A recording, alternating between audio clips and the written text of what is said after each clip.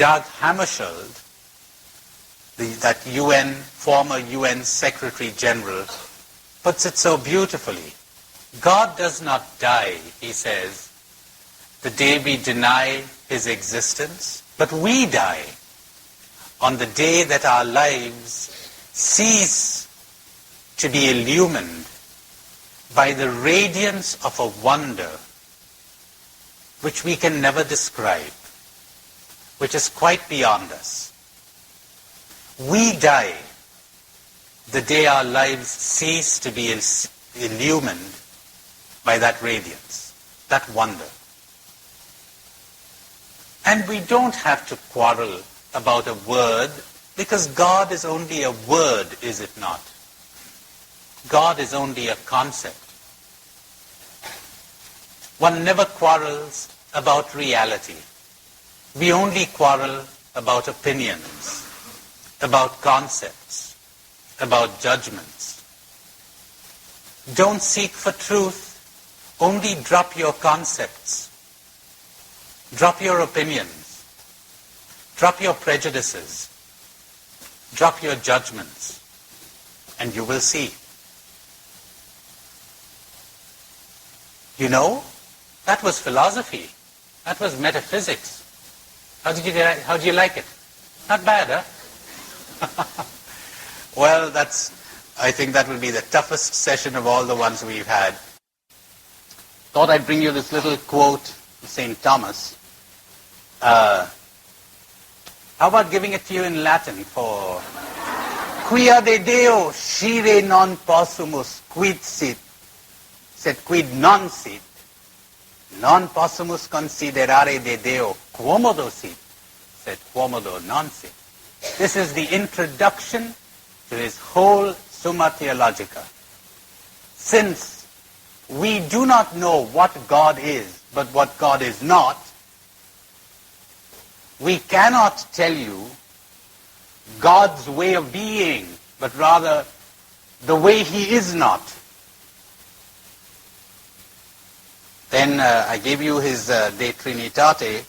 The loftiest degree of our knowledge of God is to know God as the unknown, tamquam ignotum.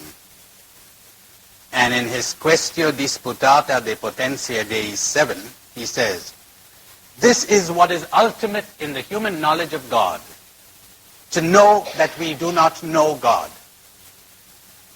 This is what is ultimate in the human knowledge of God, to know that we do not know God. This gentleman was considered the prince of theologians, as I told you yesterday. He was certainly acquainted with the scriptures.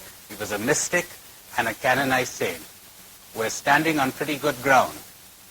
Then what was he talking about when he talked about God? And what is the meaning of the scriptures? More about that later. See, I keep you coming that way.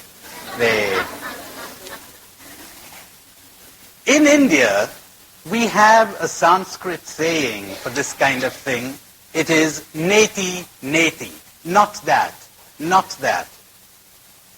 Sometimes referred to as the via negativa, negative way.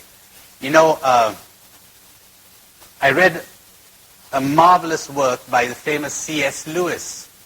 It's a little booklet, A Grief Observed. It was his diary when his wife died. He married an American woman, said to his friends, God gave me in my 60s what he denied me in my 20s. I'm wildly in love. Fell in love with this woman, married her, and he had hardly married her when she died a painful death of cancer. Then C.S. Lewis says, the whole of my faith crumbled like a house of cards. He was the great Christian apologist. And when disaster struck home, then he asks himself, is God a loving father, or is he the great vivisector? Pretty good evidence for both things. And you can look at things in a somewhat slanted way and push aside evidence of the contrary. Remember when my own mother got cancer, my sister said to me, Tony, why did God allow this to happen to Mother? I said, my dear, last year, 1 million people died in China of starvation, of a drought, calculated at almost 1 million. You never raised the question. And so sometimes the nicest thing that could happen to us, for us to be awakened to reality, is for calamity to strike. Then we begin to rethink. Then you might lose your beliefs and come to faith, your childish beliefs, and come to faith, as C.S. Lewis did. Do read that book. It's marvelously written. He said, I'd never had any doubt before about people surviving death, but when my wife died, I was no longer certain. Why? Because it was so important to me that she be living. And, he's the master of comparisons and analogies. He says it's like a rope. Someone says to you, would this would this bear the weight of about 120 pounds? And you say, yeah. Well, we're going to let down your best friend on this rope. You say, wait a minute, let me test that again. Now you're not so sure. And somewhere in that diary, he says a marvelous thing. I was so happy and consoled, this was years ago, to find him say, we know nothing about God. We cannot know anything about God. Even our very questions about God are absurd. Marvelous. Of course your questions are absurd. Why? It's like the person born blind, the man born blind, who says to you, that color green, is it hot or is it cold? Nati, not that. Is it long or is it short? Not that.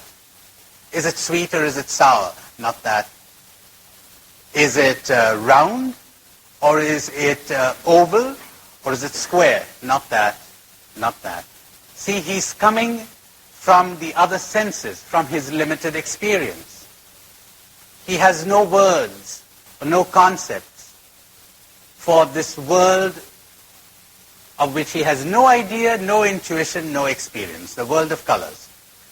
One can only speak in analogies. Not that. No matter what he asks, it isn't that. Your wording is wrong. Your question is absurd. So, C.S. Lewis says something like this. I'm not quite sure I've got the exact words, but it's something like this. It's like asking, how many minutes are there in the color yellow? And everybody's taking it very seriously and discussing it and fighting about it. You know what the answer to that question is? How many minutes are there in the color yellow? 25 carats. And the other guy says, no, 17 potatoes. And then they're fighting. Not that.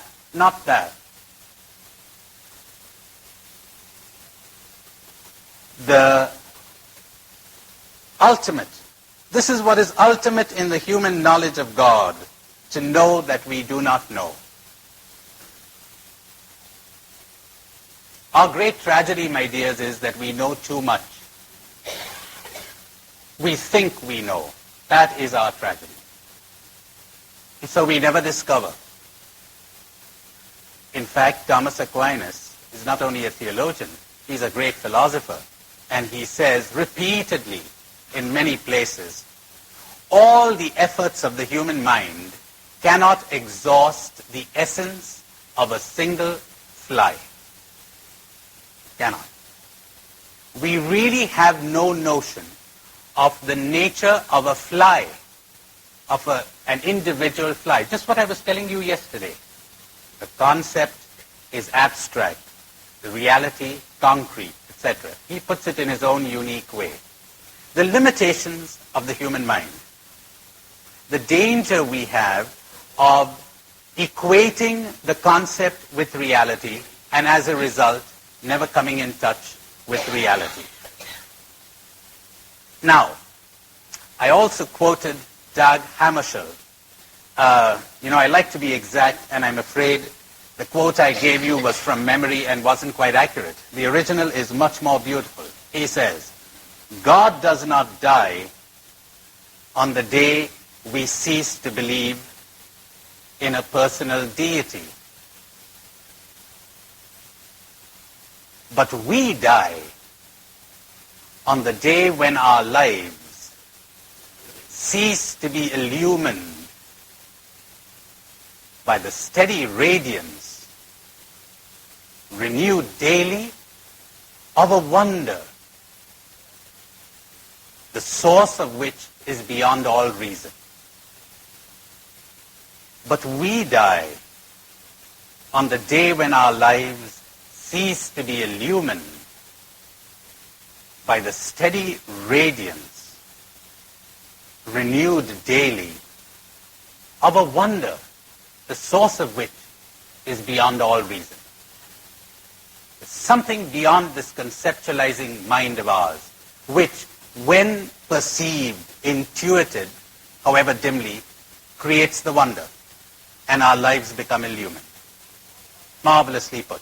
But more about this when I talk about Scripture.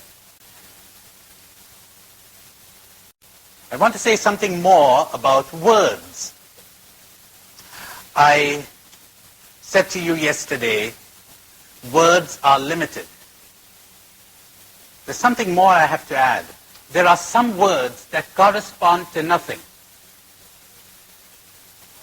Words that have a very powerful influence on us. You know, when I use the word tree, it corresponds to something. When I say man or woman or child, that corresponds to something. But there are some words that correspond to nothing. Would you believe it? For instance, talking of a situation back home, I'm an Indian. Now we've got another country called Pakistan. Now let's suppose I am a prisoner of war in Pakistan. And they say to me, well, today we're going to take you to the frontier and you're going to take a look at your country. And so they bring me to the frontier. And I look across the border and I think, oh, my country, my beautiful country. I see villages and trees and hills. Like that thing of the poet, breathes there a man with soul so dead, who never to himself has said, Ma, you got it, yes. This is my own, my native land. And after a while, one of the guards says, excuse me, we made a mistake, sir. We have to move on another 10 miles. You know, it's fun. What was I reacting to? Indian trees, Indian villages, Indian mountains. But you know something? Trees are not Indian. Trees are trees. There are no Indian trees. In a geographical map, there are no frontiers, no boundaries. Those were put there by the human mind. Generally by stupid, avaricious politicians. That country of mine, once upon a time, was 1. It's 4 now. And if we don't look out, within a short time it might be 6. We'll have 6 flags. We'll have 6 armies. You never catch me saluting a flag. Me, never. Any flag. Never saluted. I abhor all national flags. I do. I mean, you can go ahead. What are we saluting? I salute humanity. Not a flag with an army around it.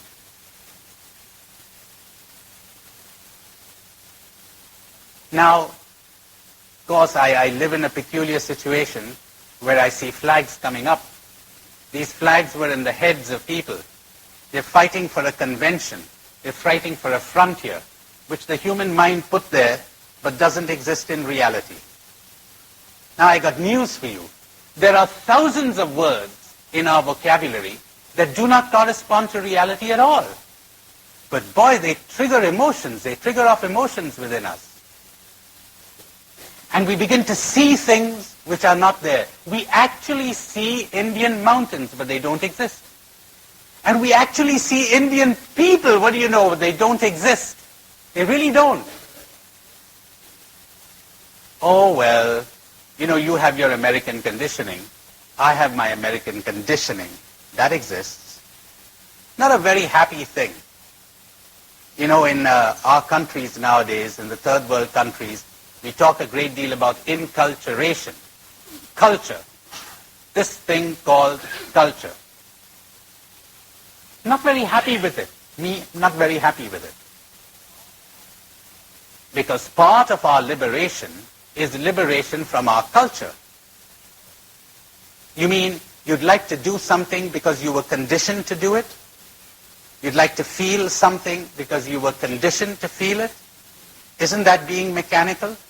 You got a stamp on you and you react according to that stamp?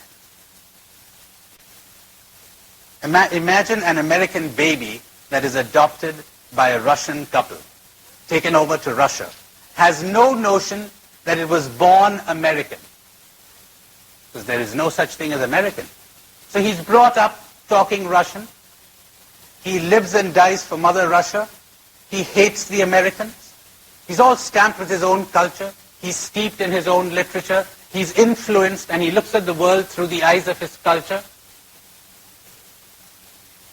You want to wear your cultures the way you wear clothes, that's fine. You know, it's nice. The Indian woman will wear a sari, and the American woman will wear something else, and the Chinese woman will wear something else, and the Japanese woman will wear her kimono, that's nice. But nobody's identifying herself with the clothes. So you want to wear culture like that, that's nice. But then you become proud of your culture. They teach you to be proud of it. They teach you to be proud of your country. There are emotions, words that are emotionally charged. Nobody sits down and analyzes that. Remember how I told you, if you are affected or influenced by an experience you had with your father, let me put it as forcefully as possible. There's this Jesuit friend of mine who says, anytime I see a poor person, a beggar, I cannot give this person an alms. I cannot not give this person an alms. I got that from my mother, he says.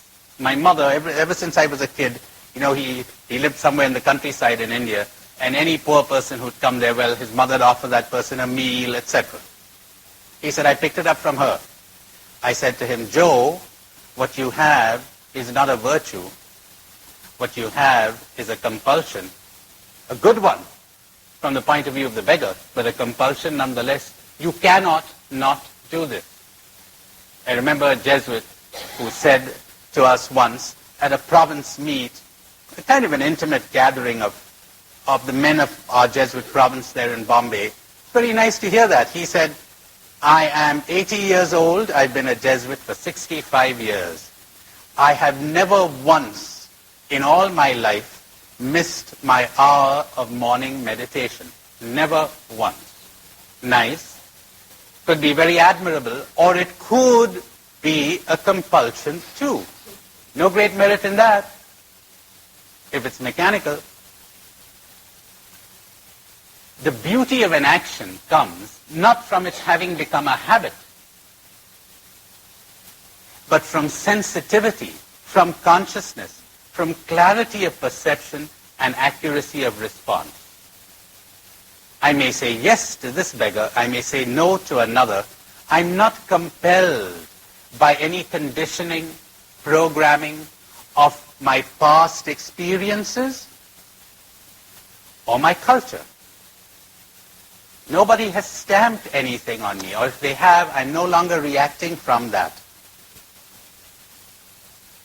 It's like you have a bad experience with an American, or you were bitten by a dog, or you had a bad experience with a certain kind of food.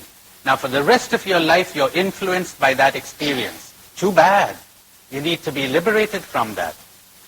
Don't carry over experiences from the past. Hey, I see many of you nodding in assent. How about carrying over good experiences from the past? Huh? Don't carry those either. You know what it means? To experience something fully, then drop it, and move on to the next moment, uninfluenced by the previous one? My, you're traveling with such little baggage, you could pass through the eye of a needle. Now you will know what eternal life is, because eternal life is now, in the timeless now. Only thus will you enter eternal life. But how many things we carry with us. And we never set about the task of freeing ourselves, of dropping the baggage, of being ourselves. And I'm so sorry to say that everywhere I go, I find Muslims who are using their religion and their worship and their Quran to distract themselves from this task. Instead of serving as a help, serves as a distraction. And the same applies to Hindus and you know who else. Now you're very clever, you're catching on quickly today. Now, words, they have such an influence on us. You know, you're talking to somebody, listen to this. You're talking to somebody, he seems a nice kind of guy, and somebody whispers into your ear, Cardinal Archbishop. Whoop. It has an influence on your mind and on your nerves. You're suddenly influenced by that, the word. See how it triggered off reactions within you? Can you imagine a human being who is no longer influenced by words, who is only affected by reality? You could give him any number of words, he'll still give you a fair deal. You could say Cardinal Archbishop, but he'll still give you a fair deal. He'll see you as you are. He's uninfluenced by the label. You could say Indian, American, Russian, Chinese, anything. He is uninfluenced by labels. So there it is. The importance of understanding words and concepts if we are to attain awareness. Because I said to you, awareness heals, awareness transforms, awareness puts us in touch with reality. But that goes with understanding how our mind functions and how we are being deceived by words and concepts. There's one more thing I want to say about our perception of reality.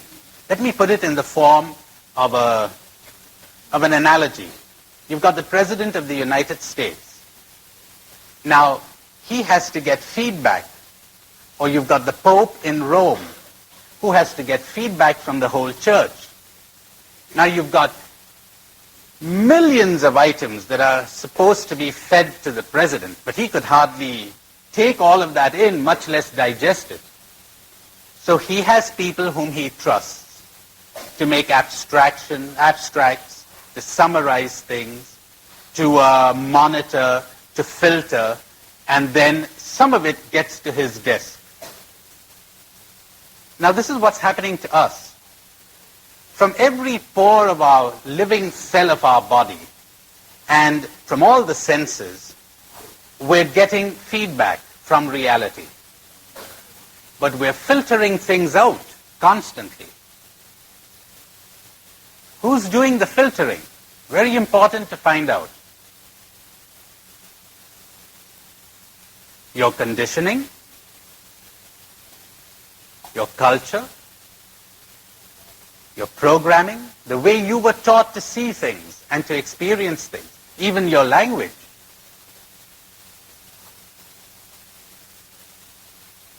Lots of filtering going on, so that you will see things sometimes that are not there. And sometimes you don't see things that are there. That's so common. You've only got to look at a paranoid person who's feeling all threatened by something that isn't there, who's constantly interpreting reality in terms of certain experiences of the past or certain conditioning that he or she has. And there's another big crook inside there who's doing the filtering. It's called an attachment, desire, craving. The root of sorrow is craving. Craving distorts perception. It destroys perception. You've got your fears and your desires.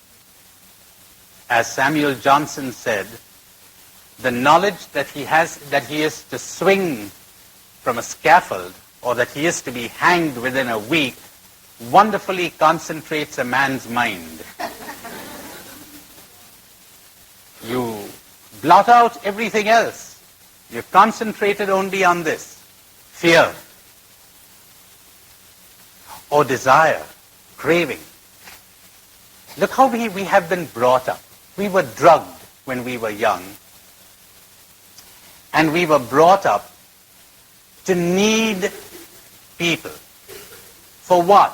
For acceptance, for approval, for appreciation, for applause, for what they call success. Here are words that do not correspond to reality. They're conventions,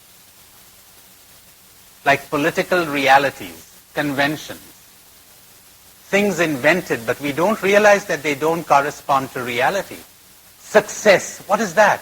That is what this particular group decided is a good thing. Another particular group will decide it's a bad thing. What is good in Washington might be considered bad in a Carthusian monastery. Success in political circles might be considered failure in other circles. These are conventions. But we treat them like realities, don't we? Now, what happened to us when we were young? We were programmed. We were taught. We were programmed to unhappiness. This is amazing. You cannot not be unhappy. Why? Because they taught you, and they taught me, they taught all of us, that in order to be happy, you need, you name it, money, success, a beautiful or handsome partner in life, a good job, friendship, spirituality, God, you name it. Unless you get these things, you're not going to be happy. You need them. Now that is what I call an attachment. An attachment is a belief that without something, you are not going to be happy. Once you get convinced of that, and that has got into our subconscious, it's got stamped into our nerves, to the roots of our being. But how could I be happy unless I have good health? You know, I'll tell you something. I have met people dying of cancer who are happy. But how could I be happy if I know I'm going to die? You all know of people who are happy when they are meeting death. But how could I be happy if I don't have money? You know something? This guy has got $1 million in the bank, and he's feeling insecure.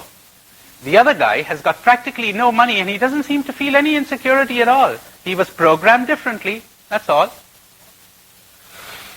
Useless exhorting the first guy about what to do. He needs understanding. He needs to understand. That's where I was talking about awareness. Exhortations are no great help, as I'm going to tell you very soon. You need to understand. You've been programmed. It's a false belief. See it as false. See it as a fantasy. And so what are people doing all through their lives? They're busy fighting. Fight, fight, fight. The conflict to what they call survival. But you know, when you talk to the average American who says he or she is making a living, it isn't a living they're making. Oh no. They've got much more than enough to live. Come to my country and you'll see that. You mean you don't need all those cars to live? You really don't. You don't need a television set to live. You don't need all that makeup to live. You don't need all those clothes to live. To live, you don't need them. You really don't. But try to convince the average American of this. They've been brainwashed. They've been programmed. So conflict, work, effort, strife to get the desired object which will make them happy. Now, listen to this pathetic story. Your story, my story, everybody's story, till we understand it and break out. The story is this. They told us, until I get this object, I'm not going to be happy. Whatever it is. Money, friendship, anything. So I've got to strive to get it. Then when I've got it, I've got to strive to keep it.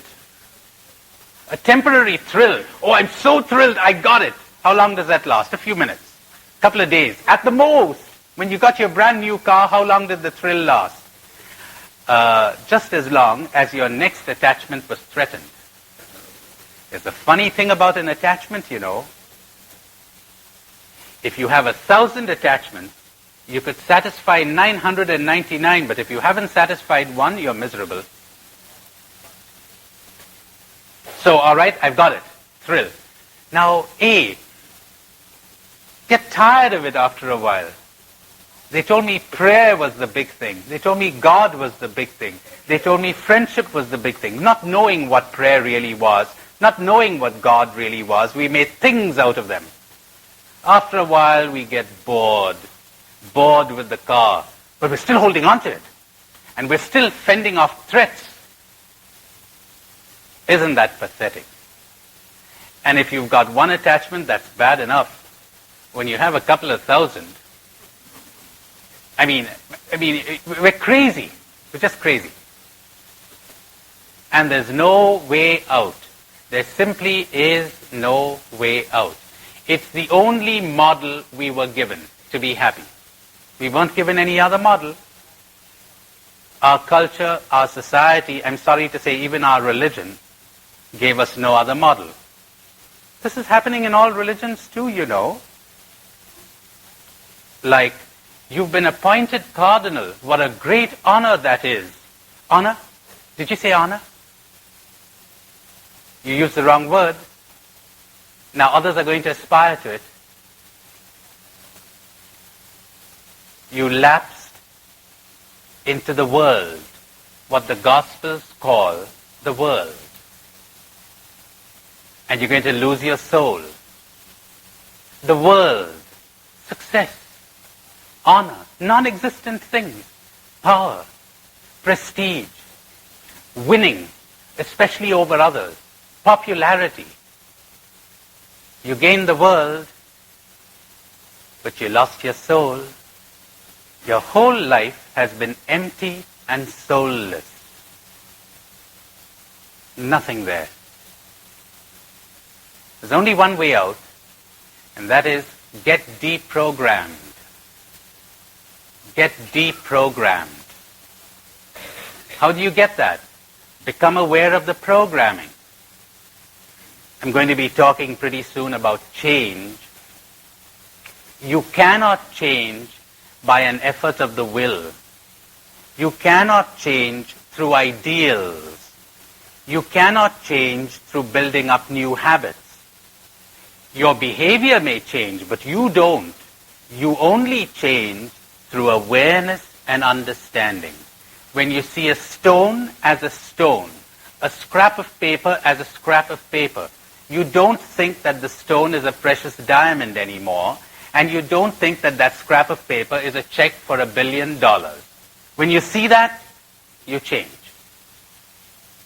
There's no violence anymore in attempting to change yourself. Otherwise, what you call change is moving the furniture around. Your behavior has changed, but not you. And I'm going to give you a whole session on understanding after the break. What does it mean to understand?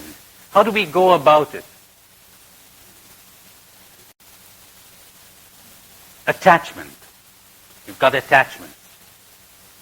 Consider how we're enslaved by these things. And we're striving to rearrange the world so that I can keep my attachment. Because the world is a constant threat to my attachment. Everything keeps changing. So does this thing. It's all changing. Everything is changing. So is my friend. And my God, how insecure I am. He may stop loving me. He may go out to somebody else. Hey, wait a minute. And I've got to keep on making myself attractive to him because I've got to get him. Because somebody brainwashed me into thinking that I need his love. I don't. I really don't. Not in order to be happy. I don't. I don't need anybody's love. I just need to get in touch with reality. That's all. I need to break out of this prison of mine, this programming, this conditioning, these false beliefs, these fantasies, and break out into reality. And reality is lovely. Reality is an absolute delight. Eternal life is now. We're surrounded by it, like the fish in the ocean. But we have no notion about it at all. We're too distracted with this, with the attachment. And so, temporarily the world does rearrange itself to suit our attachment, and we say, yay, great, my team won. But hang on, it'll change. You're going to be depressed tomorrow. Why do we do this? Why are we so hard on ourselves? And have you noticed all those negative feelings we have? You're jealous. Where does your jealousy come from? Look for the attachment underneath. Somebody is getting what you want and what you think you will not be happy without. You're anxious and frightened. You're getting paranoid. Your attachment has been threatened. See if you can understand that. I'll go slowly. You're getting angry. Somebody is likely to come in the way of your getting your attachment, or you're keeping your attachment. Or else why would you be angry? Because you're convinced you're not going to be happy without this. You're not going to be happy without that. You got cravings. And so it goes on. All those negative feelings. Just scratch a bit on the surface, under the surface, probe under the surface, and the attachment will come to light.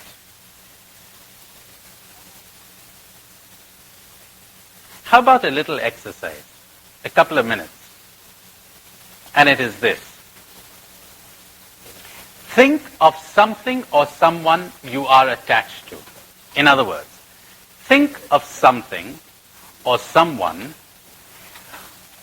without which or without whom you think you are not going to be happy. It could be your job, your career, your profession, your friend, your money, or whatever.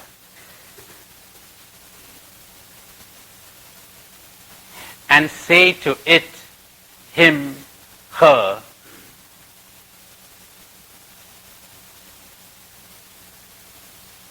I really do not need you to be happy. I'm only deluding myself into the belief that without you, I will not be happy. I'm only deluding myself into the belief that without you,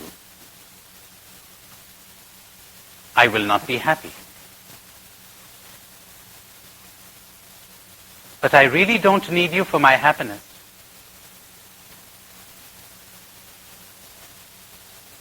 I can be happy without you. You are not my happiness. You are not my joy. Boy, if it's a he or a her, he's not going to be too happy to hear that, you know. But go ahead, you could say it within the secrecy of your heart, because you're making contact with the truth. You're smashing through a fantasy. Happiness is a state of non-illusion. Drop the illusion. Or you could try another exercise, if you'd rather do that. Think of a time you were heartbroken. You thought you'd never be happy again. Your husband died. Your wife died. Your best friend deserted you. You lost your money, or whatever.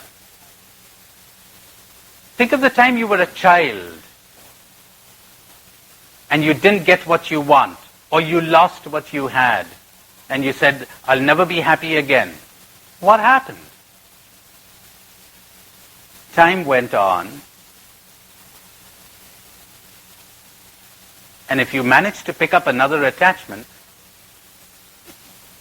if you managed to find somebody else you were attracted to, or something else that you were attracted to, what happened to the old attachment? You didn't really need it, did you, to be happy? That should have taught us, but we never learn. We're programmed, we're conditioned.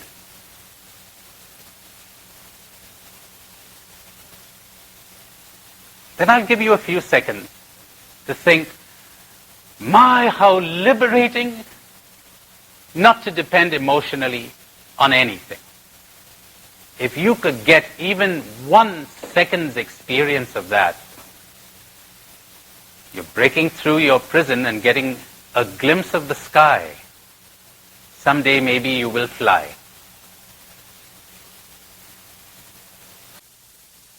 Okay, who wants to begin? Yes. I was afraid to say this, but I talked to God. And I told him, I don't need him. My initial reaction was, this is so contrary to everything that I've been brought up. And yet I said, if he is the God that I think he ought to be, he is not going to imprison me. And that's where I left it. All right. If you think that unless you get God, you're not going to be happy, this God you're thinking of has nothing to do with God. You're thinking of a dream state, of a thing, of a person. You're thinking of your concept. And sometimes you have to get rid of God in order to find God. Lots of mystics tell us that. When you drop your attachments, when you drop your clinging, when you drop your baggage, think of the baggage we carry. If I use the word happiness, you know what the amount of times I catch myself doing this. Am I happy? Thinking, I got a great film coming up tonight, and what's the future got to do with it? What has yesterday got to do with it? But we're constantly somewhere else. As somebody said, my favorite place is somewhere else. We're always somewhere else. But to attain the asceticism and the delight of being here, now, and when now goes, let it go, then we will know what reality is, what God is. The concept is a help, as I will tell you later. But we've always to beware lest it become a hindrance. Joe? Tony, aren't you really programming the process of deprogramming ourselves? That's not a bad comment at all. That's not a bad comment. I think I would be if I'd be telling you how to do it. All I'm saying is, be aware. Be aware. There are two things. There is programming and there is awareness. And the two are opposed to each other. Where awareness comes in, programming dies.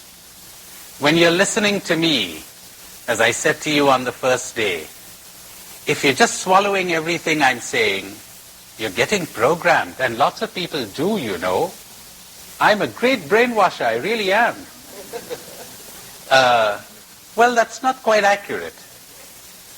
The way I speak very easily lends itself to gullible people getting brainwashed. That's more accurate. But if you're neither resisting what I'm saying nor swallowing, that's wonderful. You're open. You're saying, I'd like to take a look at that. Somebody else here? Yes. Someone you desire greatly? Yeah.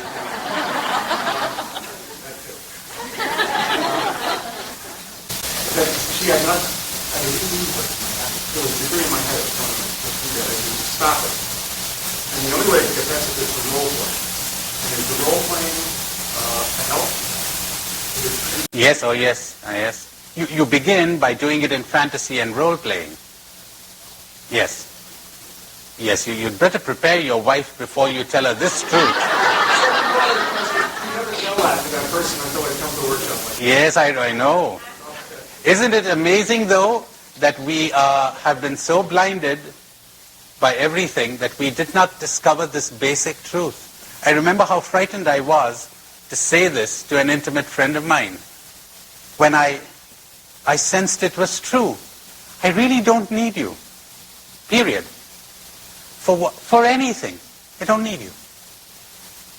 I can be perfectly happy without you. Result, I enjoy your company thoroughly. There's no more anxiety, no more jealousy, no more possessiveness, no clinging. It is a delight to be with you. I'm enjoying you on a non-clinging basis. You're free. So am I. But this is like talking a foreign language to drug addicts. We've been drugged. We really have been. Took me many, many months to truly understand this. And mind you, I'm a Jesuit, brought up in the tradition of St. Ignatius, whose spiritual exercises are really all about this. And I'd missed the point. Because my culture and my society, not my religious society, but the society in India in general, society, you take it for granted. Jesus had friends. Wait a minute.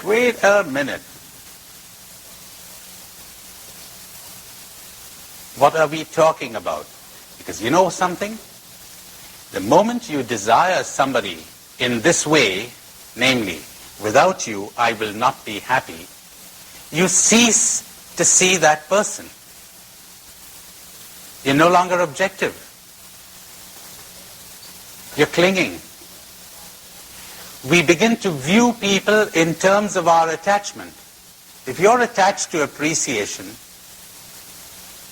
I'm quite amused sometimes to see even seemingly objective people like therapists and spiritual directors, etc., say, great guy. I really like him.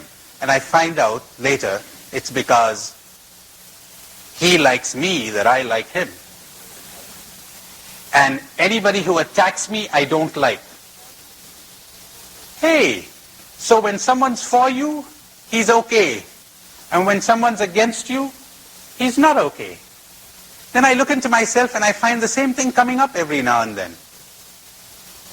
If you're attached to appreciation and praise, you're going to view people in terms of their threat to your attachment or their fostering your attachment. If you're a politician and you want to be voted in, how do you think you're going to look at people? How will your interest in people be guided? Who's the guy who's going to get me the votes? Who's the woman who's... And so it goes on. And if what you're interested is in sex, how do you think you're going to look at men and women? If you're attached to sex. And if you're attached to power, and so on and on and on. That colors your view of human beings. An attachment destroys your capacity to love. What is love? Love is sensitivity. Love is consciousness. To give you an example, I'm sitting here listening to a symphony. If all I hear is the sound of the drums, I don't hear the symphony. What is a loving heart? A loving heart is one that is sensitive to the whole of life, to all persons. A heart that doesn't harden itself to any person or thing. But the moment you become attached, in my sense of the word, then you're blotting out many other things. You've got eyes only for the object of your attachment. You have ears only for the drum. The heart has got hardened. Moreover, it has got blinded because you no longer see the object of your attachment objectively.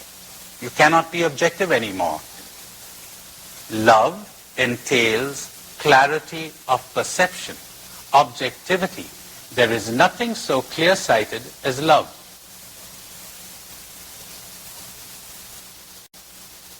Then the heart remains soft and sensitive. But when you're hell-bent on getting this thing or that or the other, you become ruthless, you become hard, you become insensitive. But all you need is a few minutes reflection to see this. How can you love people when you need people? You can only use them. When you need them emotionally. If I need you to make me happy, I cannot love you. I got to use you. I got to manipulate you. I got to find ways and means of winning you. I cannot leave you free. I can only love people when I have emptied my life of people. When I die to the need for people. Then I'm right in the desert. And in the beginning, it feels awful. It feels lonely. But if you can take it for a while, you will suddenly discover that it isn't lonely at all. It is solitude. It is aloneness. And the desert begins to flower.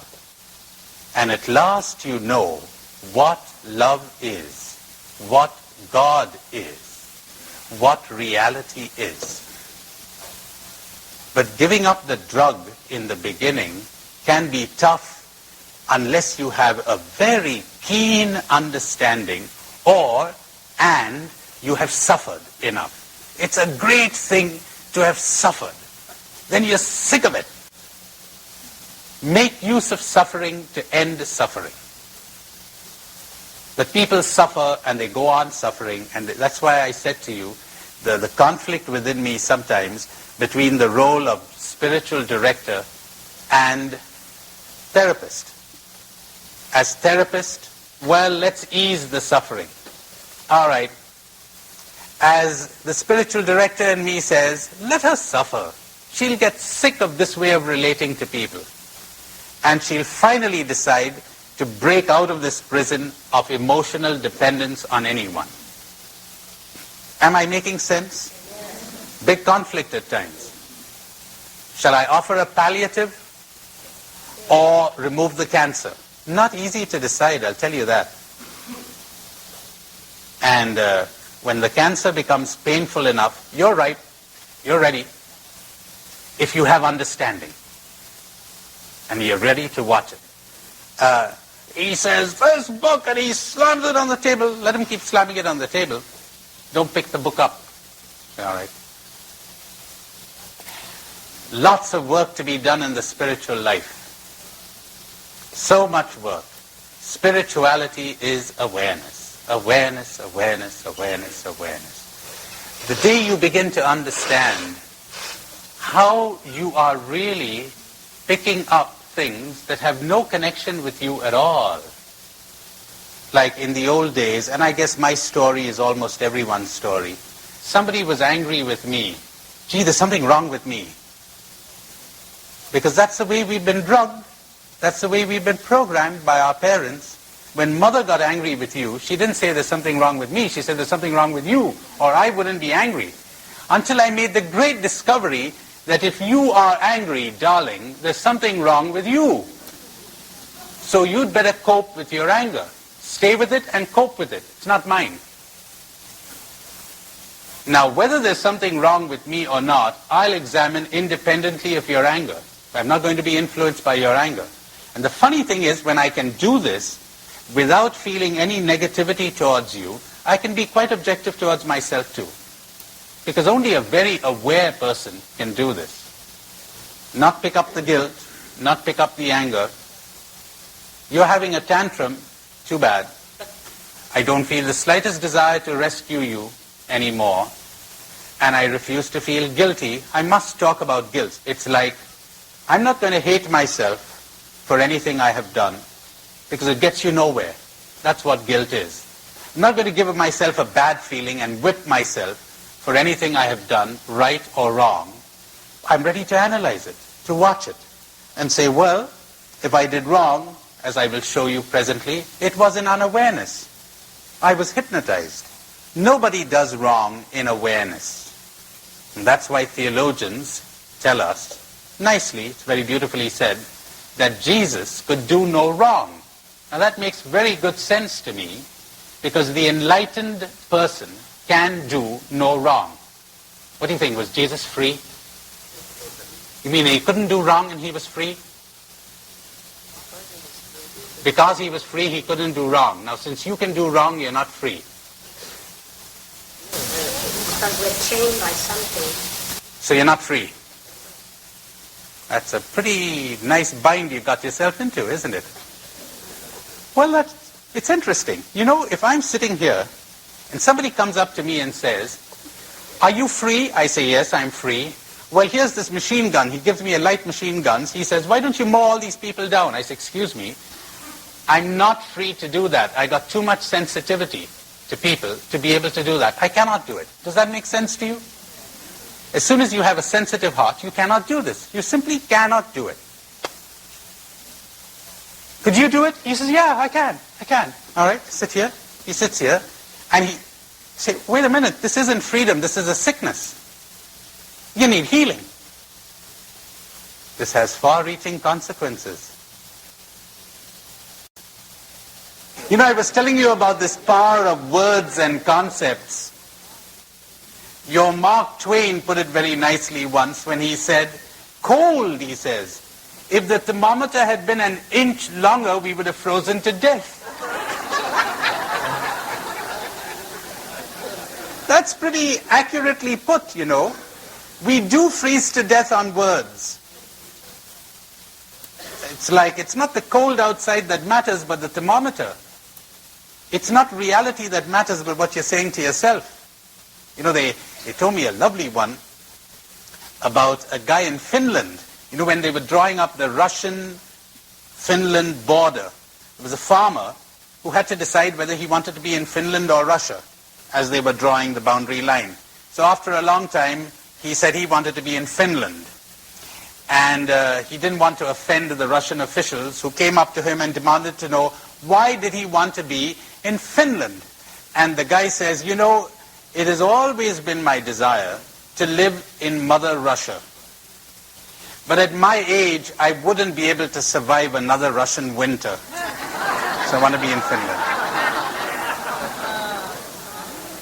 That brings it out very well, doesn't it? It's only a word. It's only a concept. But it isn't. Not for human beings. Not for crazy human beings. There was a man who once attacked a guru, the master, for claiming this, that human beings were mostly reacting to words, not to reality, as I explained to you this morning.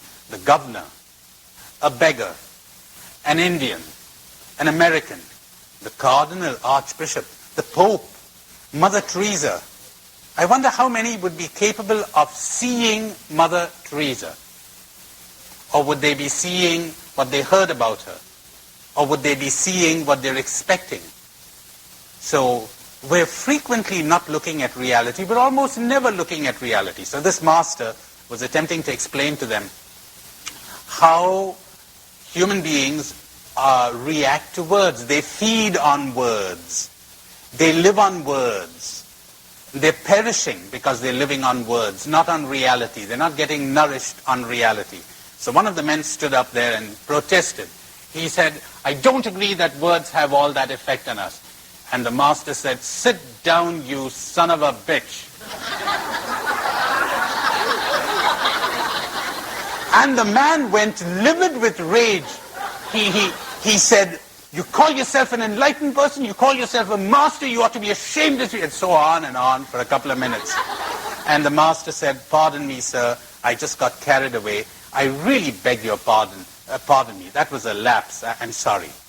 So the man calmed down. And the master said, "It took just a few words to get a whole tempest within you and a few words to calm you down, didn't it?" Words, words, words, words. Who will liberate us from words? How valuable they are. How imprisoning if they're not used properly. Awareness your conditioning drops automatically. That depends on the degree of your awareness. Sometimes it's greater, sometimes it's less. But remember that little exercise I gave you yesterday when I said, don't identify with the feeling? The feeling will go on in the beginning. But as you disidentify, the intensity will diminish. And there are times when you get a flash of awareness, and in that flash, it drops altogether. So there are degrees of awareness, and we move into that. And sometimes we have more, and sometimes we have less. Towards the end of this session, I hope to give you, or the beginning of the next one, I hope to give you a little exercise to show you the difference between knowledge and awareness, between information and awareness. I said one cannot do evil in awareness. One can do evil in knowledge or information.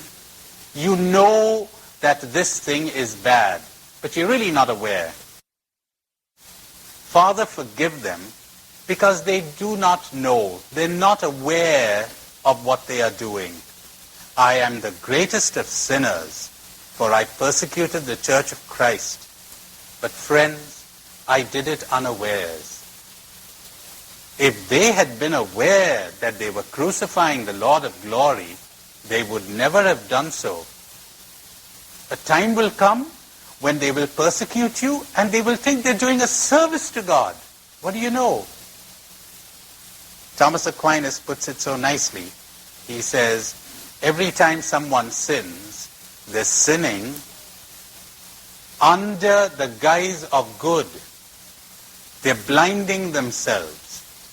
They're seeing something as good, even though they know it is bad. They're telling themselves in some way, they're rationalizing, because they're seeking something as good, under the pretext of good. But more about that when we talk of freedom. Anyone else? Yes? It's very freeing to become aware of an image of driving in traffic, and you're maintaining a steady gait, and lots of horns are blowing, and you're getting four-letter words, and etc. And I find it very difficult to maintain the serenity in the midst of that, the censoring and so forth. Are you saying that by beginning the process of awareness, eventually that nervousness will dissipate and that the peace will be? That's my big search. Did you pick up your attachment there? Peace. Your attachment to calm and peace. You're saying, unless I'm peaceful, I won't be happy. Did it ever occur to you, you could be happy in your tension? Before enlightenment, I used to be depressed. After enlightenment, I continue to be depressed. You hit upon something there. You see, if you don't make a goal out of relaxation and sensitivity, you ever heard of these people who get tense trying to relax? Yes. They're making an effort to relax. Well, if one is tense, one observes one's tension. You will never understand yourself if you seek to change yourself. I'll be explaining that to you later when we talk about self-change. The harder you try to change yourself, the worse it gets. You are called upon to be aware. Get the feel of that telephone. Get the feel of the ring of the phone. The jarred nerves. Get the sensation of that. Get the sensation of the steering wheel in the car. In other words, come to reality and leave the tension or the calmness to take care of itself. As a matter of fact, you will leave it to take care of yourself because you'll be too preoccupied or too occupied getting in touch with reality. See, this is what I mean. Kind of step by step, and let whatever happens, happens. You know, the real change will come about in you when it is brought about not by your ego, but by reality. Awareness releases reality to change you. You change. In sensitivity, you change. In consciousness and awareness, you change. But you've got to experience this. It's useless taking my word for it. But if you've got a plan, if your ego has drawn up a plan in its own cunning way and trying to push you into that, You'll meet with resistance. There'll be trouble. Who else? Pretty good questions, yes. Yes. All right, the question is being awakened a growing process? At times you're awake, at times you go to sleep, etc. Do you pick up the mild anxiety behind that? You want to be awake, don't you? You want to find out if you're really awake or not. Now that's part of asceticism. It doesn't matter. How strange that sounds in a culture and a society where we've been trained to achieve goals, get somewhere. There's nowhere to go. You know why? Because you're there already. The Japanese have a nice way of putting it. The day you cease to travel, you will arrive. Now, if your attitude were, I want to be aware, I want to be in touch with whatever is, and let whatever happens, happen. If I'm awake, fine. If I'm asleep, fine. But the moment you make a goal out of it, and you're attempting to get it, see what's happening there is, you're seeking ego glorification, ego promotion. You want the good feeling that you made it. I got news for you. When you make it, you won't know. Your left hand won't know what your right hand is doing. Lord, when did we do this? We had no awareness. Charity is never so lovely as when one has no consciousness that one is practicing charity. You mean I helped you? I was just enjoying myself. I was just doing my dance. It helped you. That's wonderful. Congratulations to you. No credit to me. Because tell me, if you're giving Jesus the credit for all the good that happened to people when he spoke, hold on to your chairs now. Why aren't you blaming him for all the evil that happened to people when he spoke? If I had not come, they would not have sinned. Who's to blame? They are to blame. And when they benefited, who gets the credit? He. Hey, wait a minute. The rain that is exactly the same in its nature produces thorns in the marsh and flowers in the garden. That's up to you. So, when you attain, when you are aware, increasingly you will not be bothered about labels like awake or asleep. You know, I must say I cheated with all of you. I used it, to use an Ignatian phrase, getting in through your door, arousing your curiosity, and I'm sorry to say, your spiritual greed, but greed nonetheless. Say, let's come awake, it's going to be wonderful. Well, that's for starters. After a while, it doesn't matter. One is aware because one lives. The unaware life is not worth living. And you will leave change to take care of itself.